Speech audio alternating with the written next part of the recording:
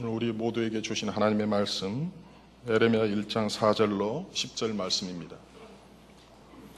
여호와의 말씀이 내게 임하니라 이르시되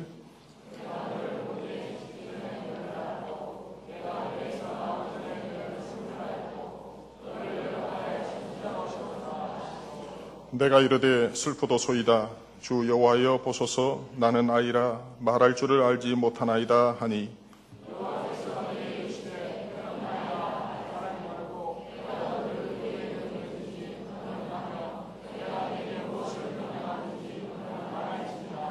너는 그들 때문에 두려워하지 말라.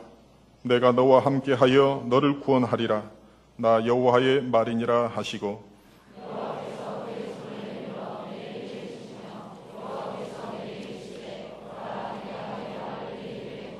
함께 하십니다. 보라 내가 오늘 너를 여러 나라와 여러 왕국 위에 세워 내가 그것들을 뽑고 파괴하며 파멸하고 넘어뜨리며 건설하고 심게 하였느니라 하시니라. 아멘. 아버님과도 같은 몇 분의 존경하는 목사님이 이런 말씀을 하시는 것이 생각납니다.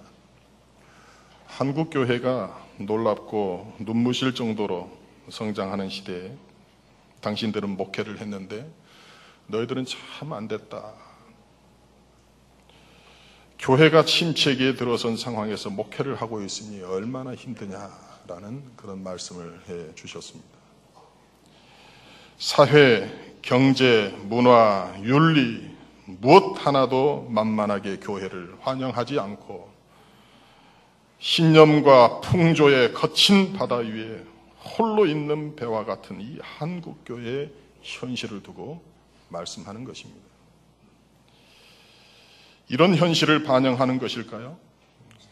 장신대에 목사 되겠다고 오는 사람들이 참 많았습니다. 그런데 예년에 비해서 현격하게 숫자가 이제 많이 줄어들었다고 합니다. 그리고 앞으로도 계속 줄어들 전망이다. 이렇게 관계되시는 분들이 말씀하는 걸 들었습니다.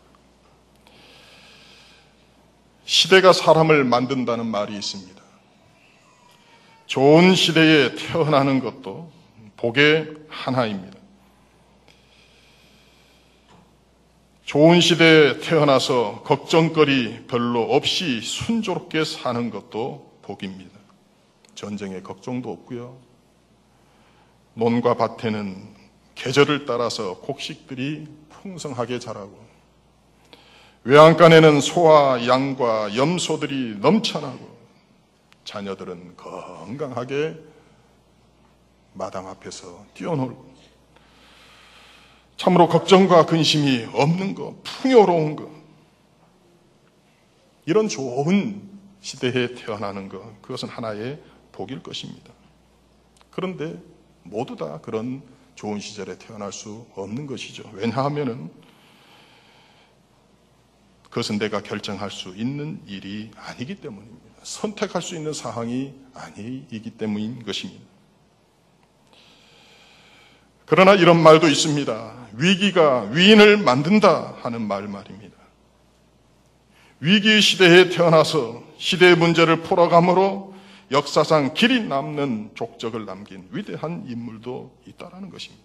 오히려 위기가 기회가 되고 삶을 바꾸는 그 사람들, 숱한 문제들과 그 고민과 고난 속에서도 당당히 맞서서 싸워서 이기는 사람들, 그 위대한 사람들이 우리 주변에는 있다라는 것이죠. 그런 면에서 이곳에 계신 여러분에게 이렇게 주문하고 싶습니다. 여러분도 복된 환경을 만나시는 것, 그것이 복이겠지만은 어떤 삶의 자리에서 간에 여러분의 삶의 자리를 복 있는 자리로 만들어가는 것, 그런 모든 자 되기를 주님의 이름으로 축원드립니다. 이것이 진짜 복이 아닐런지. 주신 말씀을 보면은 에레미야의 소명 말씀입니다. 하나님께서 에레미야를 다시 임명하시는 말씀이 4절로 5절 말씀에 나와 있고, 에레미야가 항변하며 묻는 말씀이 6절에 나와 있고, 하나님께서 설득하신 말씀이 7절로 8절에, 그리고 에레미야의 예언자로서의 임명을 받는 것이 9절로 10절에 이렇게 구성이 되어 있습니다. 하나님은 에레미야에게 위대한 선언을 하고 계십니다. 우리 4절로 5절 말씀 함께 읽도록 하겠습니다. 4절 5절입니다. 여호와의 말씀이 내게 임하니라. 이르시되 내가 너를 모태에 짓기 전에 너를 알았고 내가 배에서 나오기 전에 너를 성별하였고 너를 여러 나라의 선지자로 세우노라 하시기로. 아멘. 하나님께서 에레미야에게 해 주신 말씀입니다. 에레미야를 부르심은 강한 하나님의 예정 안에 있다라는 그 사실을 분명하게 오늘 본문은 우리에게 보여주고 계시는 것입니다. 하나님께서 에레미야를 모태 전부터, 짓기 전부터 이미 알았다 말씀하고 계시기 때문입니다. 여러분 중에 내가 너를 내 어머니 뱃속에서 있기 전부터 알았다, 하나님께서 이렇게 친히 여러분에게 그렇게 말씀해 주신 분 계십니까? 오늘 성경 말씀을 보면은 그냥 하나님께서 단순히 알았다, 아셨다라는 것이 아닙니다. 이미 성별해 주셨다 이렇게 말씀해 주고 계시기 때문입니다. 에레미야는 하나님께서 사용하시기 위해서 특별하게 준비하신 인물이었던 것입니다. 유대인들에게 말씀을 선포하는 예언자가 아닌 하나님의 영광의 빛을 온 열방에 전하실 예언자로 그 역할이 크게 확대되어 있다는 그 사실을 우리에게 보여주고 있는 대목입니다. 이렇게 나기 전부터 하나님께서 구별해 주었던 사람, 작은 유대 땅이 아닌 온 열방을 향한 하나님의 계획과 그 비전을 품은 이 에레미야였지만은 사실 그 에레미야, 그는 아나돗 출신의 소외된 제사장 계층의 사람이었습니다. 사독 계열의 제사장들이 갖고 있던 그 무한한 권력도 그에게는 없었습니다. 또한 백성들에게 호감을 살 만한 그 배경도 그에게 없었던 사람입니다. 그런데도 불구하고 그에게 직접 하나님이 음성을 들려주셨습니다. 선명하게 말합니다. 분명하게 말합니다. 내가 너를 모태에 짓기 전에 너를 알았다. 내가 배에서 나오기 전에 너를 성별하였다. 너를 여러 나라의 선지자로 세웠다라는 것입니다. 다시 성경을 표현하자면 너는 하나님의 무한한 사랑과 지지를 받고 있단다. 너는 하나님의 섭리 안에 있단다. 너는 하나님의 계획 안에 있단다. 너는 보다 넓은 땅, 넓은 세계 속에서 이제 일하게 될 것이다. 사랑하는 여러분, 사실 이런 얘기를 들었다고 한다면 그 마음이 어떠해야 할까요? 없었던 자신감도 생겨야 되지 않을까요? 가슴 속에 잠자고 있던 그 열정이 끌어올라야 되지 않겠느냐 말입니다. 그런데 어찌된 일인지 이 에레미야의 반응이 시원찮은 것을 보게 됩니다. 6절 말씀을 다시 한번 6절 말씀을 보도록 하겠습니다. 6절 말씀입니다. 시작. 내가 이르되 슬프도소이다. 주 여호와여 보소서 나는 아이라 말할 줄을 알지 못하나이다. 아니, 하나님을 만났는데 영광인데 그 자신이 슬프다라는 것입니다. 그러면서 그가 말하는 것이 무엇입니까? 주 하나님, 저는 말할 줄을 모르는 사람입니다. 아이입니다. 에레미야는 자신의 배경을 둘러보았던 것입니다. 하나님께서 맡기신 그 사역을 예상해 보았을 때에 너무나도 감당하기 어렵다라는, 그 힘든 일이다라는 것을 그 자신이 알고서 지레짐작으로 겁을 먹었던 것입니다. 출애굽기 4장 10절에 모세의 경우와 흡사한 모습을 우리는 발견하게 됩니다. 출애굽의 놀라운 역사를 이끌었던 그 사명 앞에 모세가 뭐라고 얘기합니까? 역시도 주여, 나는 원래부터 말을 잘하지 못한 사람입니다. 주께서 제게 명령하실지라도 나는 입이 뻣뻣하고 혀가 둔한 사람입니다. 이런 고백이 이 에레미야의 고백인 것입니다. 어찌 두렵지 않겠습니까? 역사 앞에서 감당해야 할 일이 이렇게 많은데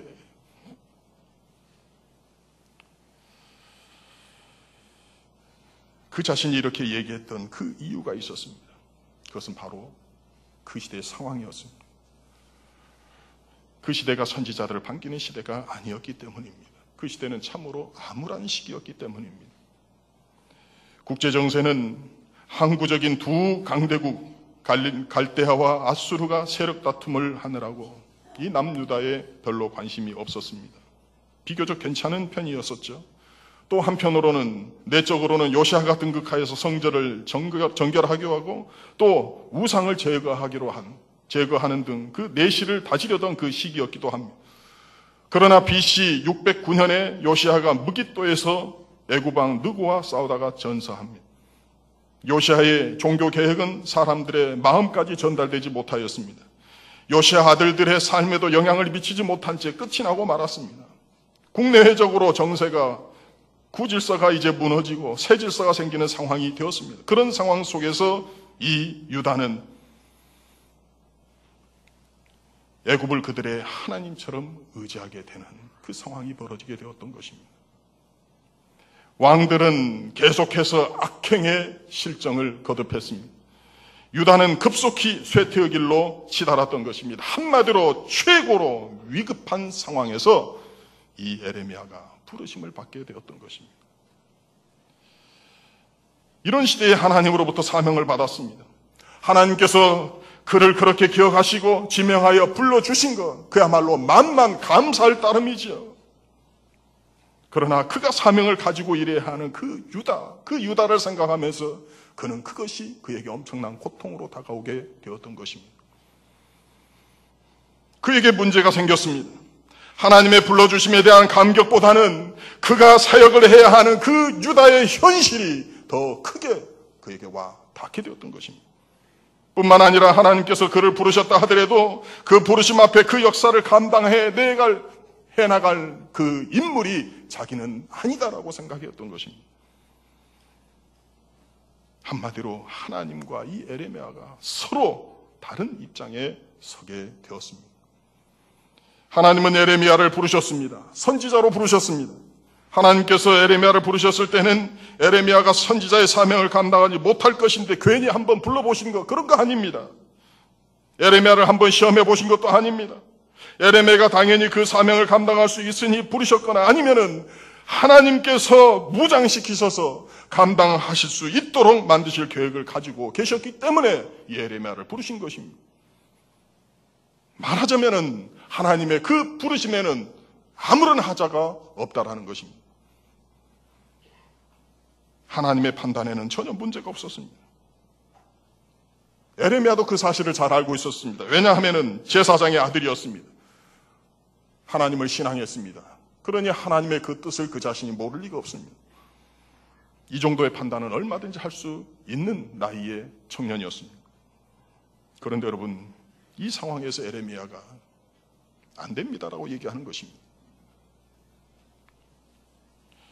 내가 이르되 슬프도소이다. 주 여호와여 보소서 나는 아이라 말할 줄을 알지 못하니이다. 이 말을 바꿔서 말하면 하나님, 저는 그런 일을 감당할 만한 인재가 되지 못합니다. 저는 말이 어눌해서 말도 잘 못합니다.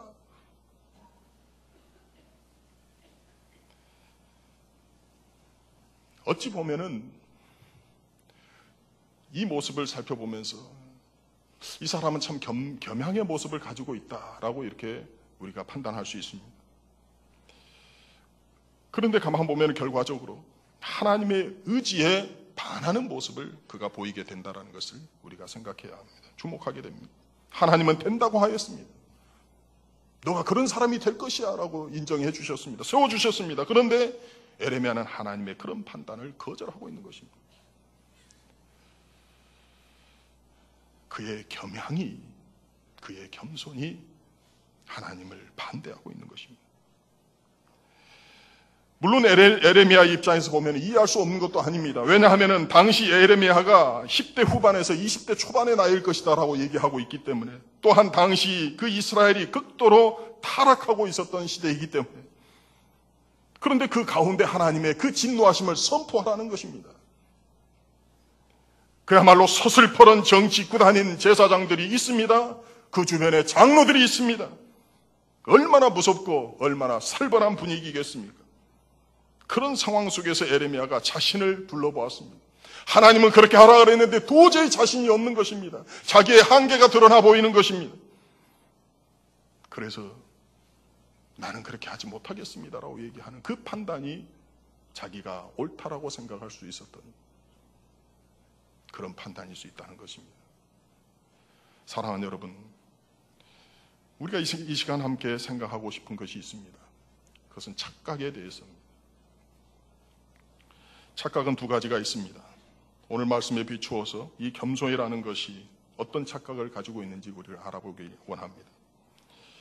첫째로 착각이 할 수 있는 것은 자칫 잘못하면은 이 겸손이 소극적인 패배주의로 향할 수 있다는 것입니다.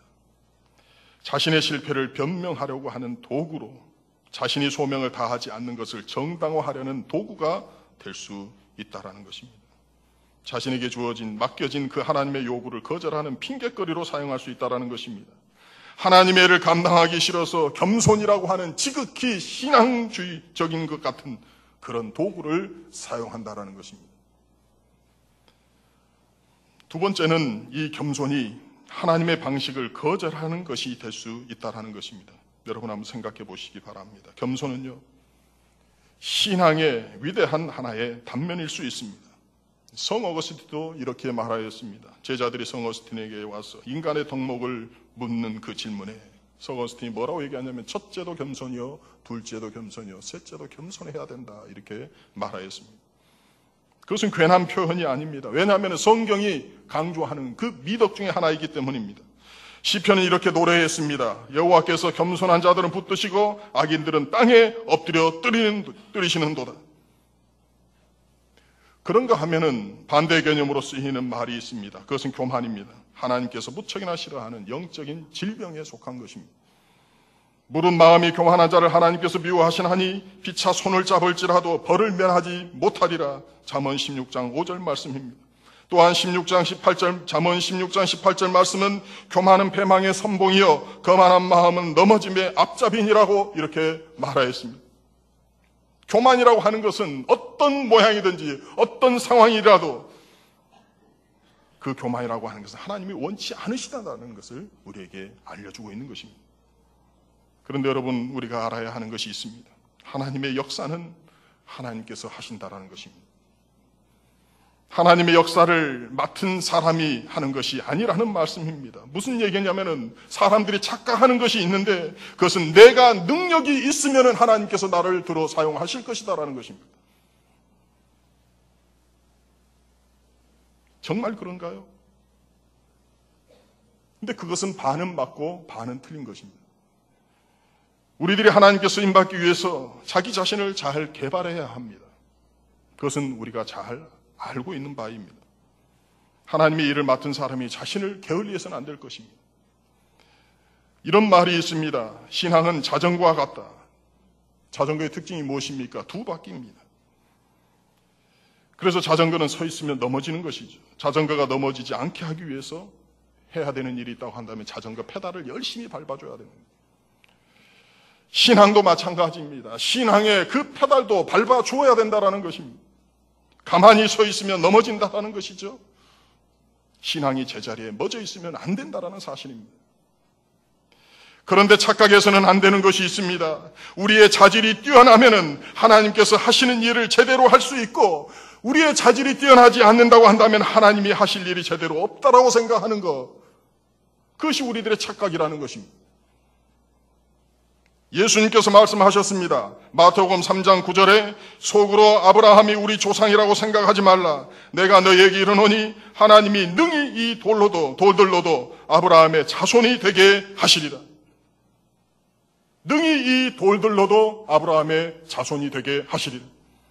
사랑하는 여러분, 우리의 자질이 하나님의 능력을 좌지우지하는 것이 아닙니다. 하나님은 돌들로도 쓰실 수 있는 분이십니다. 하나님은 그 누구의 자질이 아무리 부족하더라도 하나님이 쓰시고자 생각하시면은 그를 통해서 얼마든지 하나님은 놀라운 영광을 나타내실 수 있는 분이십니다. 그분이 하나님이십니다. 그렇기 때문에 우리가 주의 일들을 할 때에 해야 할 일이 있습니다. 그것은 무엇보다도 겸손해야 합니다.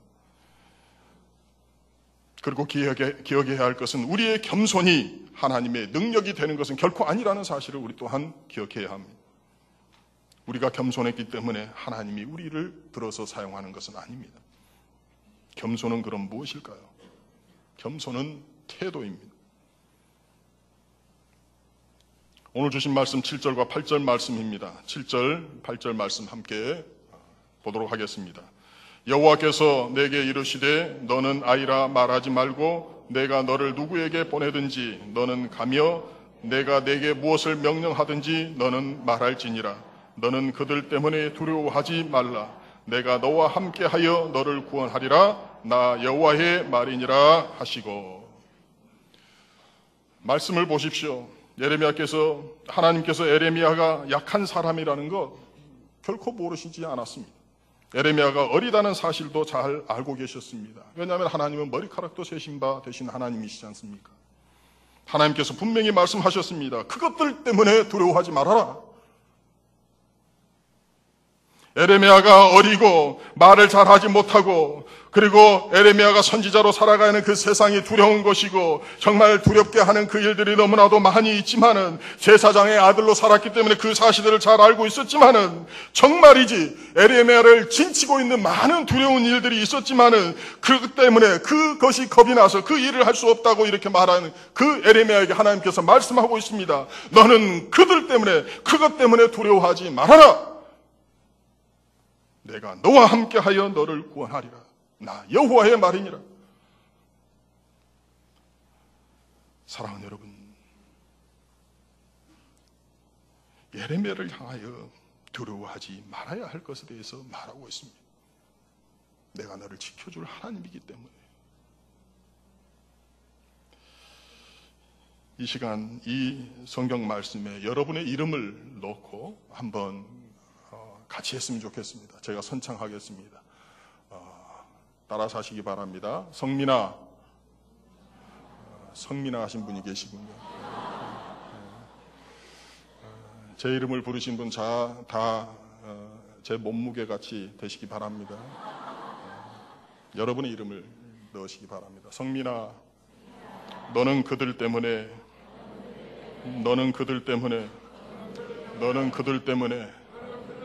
두려워하지 말아라. 내가 너와 함께하여 너를 구원하리라. 나 여호와의 말이니라. 여러분, 우리가 살아가면서 에레미야와 같이 생각할 수 있고 반응할 수 있습니다. 우리가 사는 세상에서 우리를 두렵게 하는 일들이 많이 있습니다. 힘든 일이 많이 있습니다.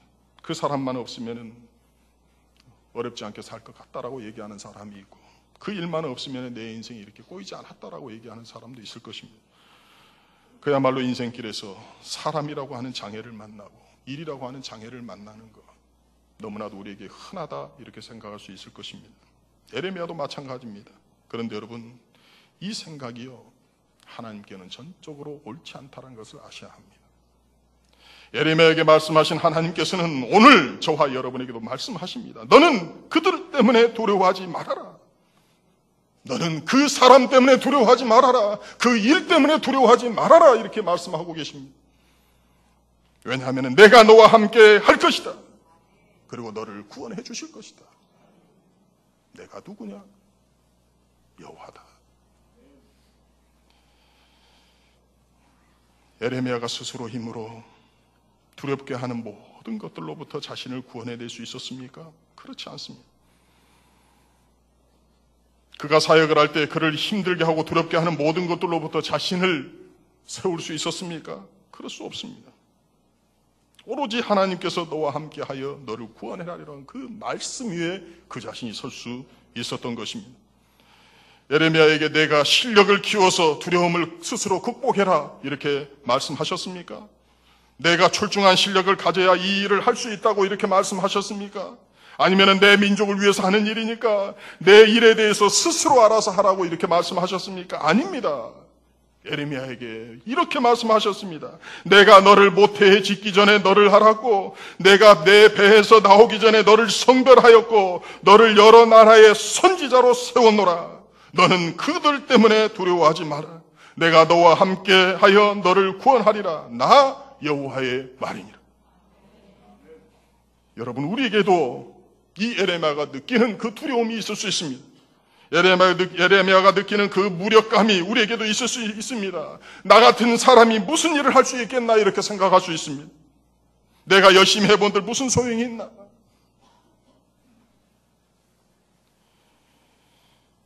그런데 우리 하나님은 그렇게 생각하지 않으십니다. 그렇게 생각했던 이유는 우리 자신이, 이 세상에 살아가는 우리 자신이 나와 문제거리만 발견하는 사람들이 그렇게 생각하기 때문입니다. 거기에 중요한 것이 빠졌습니다. 무엇입니까? 하나님입니다. 이 세상은 세상과 나만 있는 것이 아니라, 우리만 있는 것이 아니라 이 세상에는 하나님이 계시다라는 것입니다. 우리가 염려하는 이 세상에, 나는 무력하다고 느끼게 만드는 이 세상에 하나님이 그 자리에 계시다라는 사실을 우리가 인정해야 합니다. 세상만 있지 않습니다. 나만 있지 않습니다. 그곳에 주님이 함께 계십니다. 다니엘을 보십시오. 바벨론의 풀무분만 있었고 다니엘의 세 친구만 있었던 것이 아니라는 것입니다. 거기에 하나님이 계셨다는 것입니다. 주위에 다니엘을 모함하는 사람들과 그리고 사람의 생명을 삼키는 사자들만 있었고 다니엘만 있었던 것이 아닙니다. 거기에는 사자들의 입을 막으시는 하나님의 역사가 그곳에 함께 있었던 것입니다. 두려워 떨면서 저는 하나님의 일을 할 만한 위인이 되지 못합니다라고 하는 이 에레미야에게 하나님께서 주시고 계신 그 권세를 우리가 살펴보아야 합니다. 그는 못한다고 했습니다. 그런데 하나님께서는 할 수 있다, 할 수 있다 이렇게 말씀하시면서 그에게 권세를 주셨습니다. 9절과 10절 말씀입니다. 함께 보겠습니다. 여호와께서 그의 손을 내밀어 내 입에 대시며 여호와께서 내게 이르시되 보라, 내가 내 말을 내 입에 두었노라. 보라, 내가 오늘 너를 여러 나라와 여러 왕국 위에 세워 내가 그것들을 뽑고 파괴하며 파멸하고 넘어뜨리며 건설하고 심게 하였느니라 하시니라. 아멘. 여러분, 정말 말도 안 된다고 하시겠습니까? 하나님의 말씀을 예레미야의 입에 두고 계시는 그 사실, 예레미야를 여러 나라의 왕국들 위에 세우시고 그것들의 흥망성쇠를 주관하도록 하시겠다고 이렇게 말하였습니다. 예레미야가 하는 것입니까? 그렇지 않습니다. 하나님께서 그렇게 하도록 해 주시겠다라는 것입니다. 사랑하는 여러분, 여러분 앞에 어려운 일이 있으십니까?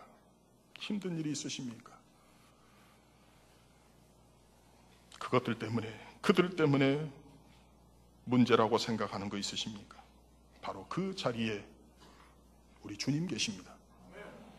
예수님은 끝날 때까지, 세상 끝날 때까지 우리에게 임마누엘 하나님으로 계시다고 약속해 주셨습니다. 여러분의 삶의 자리에 우리 주님 계십니다.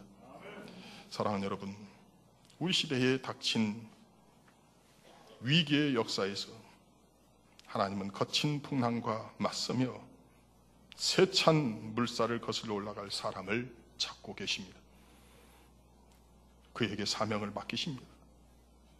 에레미야 시대에도 하나님의 예언자를 자처하는 많은 사람들이 있었습니다. 그렇지만 하나님은 적임자로 에레미야를 선택했습니다. 그에게 그 시대를 맡기신 것입니다.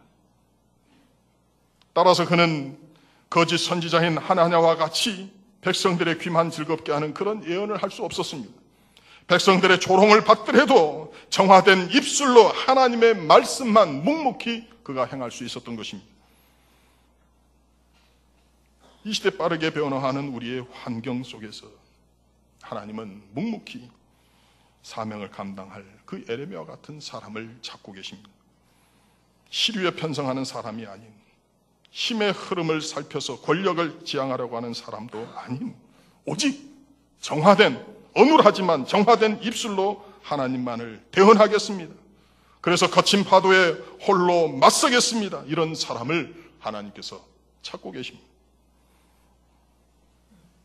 하나님께 소명받은 이 에레미야의 이 모습이 이 시대의 우리 주사랑 공동체 안에서도 에레미야와 같은 많은 주의 말씀을 전하는 자들이 나오기를 주님의 이름으로 축원드립니다. 기도하겠습니다. 사랑의 하나님, 우리는 연약하여서 하나님의 자녀로 부르셨음에도 그 부르심에 합당한 자로 살기보다 세상을 바라보고 두려운 마음을 가지며 살아왔던 모습이 있음을 바라봅니다. 두렵게 하는 모든 것들로부터 하나님은 우리들에게 그들 때문에 두려워하지 말라고 하셨던 그 말씀을 이 시간 묵상합니다. 이 말씀을 통해서 하나님께서 나와 함께 하시며 나를 구원해 주신다고 하셨사오니 그 말씀이 우리의 믿음의 근거가 되게 하여 주옵소서. 그 말씀 붙잡고 살 때에 주님 힘 주셔서 주님의 힘으로 나아가 이 세상 가운데 주님의 이름으로 호령하는 자들로 삼아 주옵소서. 이 말씀을, 이 세상을 말씀으로 정복하고 다스린 자들 되게 하여 주셔서 우리를 통해 하나님의 이름만 드높이게 하여 주옵소서. 예수님의 이름으로 기도합니다. 아버지 하나님, 우리를 참으로 사랑하시는 우리 아버지요,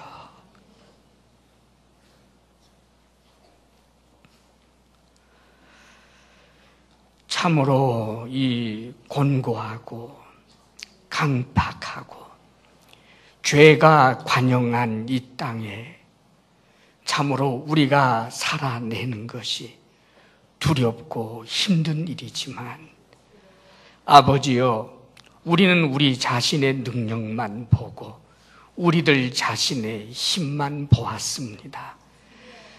아버지 하나님의 능력을 보지 못하고 하나님의 사랑을 믿지 못했습니다. 오 아버지 하나님, 하나님이 함께하는 이 세상, 살아볼 만한 멋진 세상임을 믿습니다. 하나님이 함께하기에 어떤 풍랑치는 세상이라 할지라도 능히 그 위를 걷게 될 줄로 믿습니다. 주를 의지할 믿음 허락하여 주옵소서. 사랑이신 하나님, 이제 믿음으로 또 한 주간 주 안에서 승리하게 하여 주옵소서. 오 하나님, 찬양하며 감사하며 살아가는 승전보를 주님 앞에 올려드리는 복된 삶이 되게 해 주옵소서. 하나님께서 우리에게 주신 은혜를 생각하며 감사의 예물을 올려드립니다. 주여, 우리의 편손을 부끄럽게 마옵시고 비록 작은 것이지만 하나님께서 주신 것을 다시 구별하여 올려드리는 것이지만 크다 여겨주시고 받아주시옵소서. 아버지 하나님, 주의 사랑하는 주의 백성들이 오직 하나님께로만 받기로 결심하게 하시며 불의의 재물에 마음 두지 않게 하옵소서. 하나님 주시는 대로 분복을 누리며 감사하며 하나님께 드리며 이웃에게 나누며 살아가게 하여 주옵소서. 주의 백성들이 성실하게 일하였으나 빈손으로 돌아오지 않도록 아버지여 일터를 주시며 일감을 주옵소서. 주의 성도들에게 건강의 복을 주옵소서. 마음의 평강을 주옵소서. 부부사랑 돈독하게 하여 주옵소서. 선물로 주신 우리 자녀들이 우리들보다 더 큰 믿음의 사람들이 되며 하나님 앞에 귀하게 쓰임받는 신실한 일꾼들로 세워 주옵소서. 이제는 우리 주 예수 그리스도의 크신 은혜와 하나님 아버지의 한없는 사랑과 성령의 교통하심과 충만케 하심이 주님을 의지합니다. 주님을 믿습니다. 고백하며 나아가는 사랑하는 모든 성도들 위해 이제로부터 영원토록 함께 하시기를 간절히 축원하옵나이다. 아멘.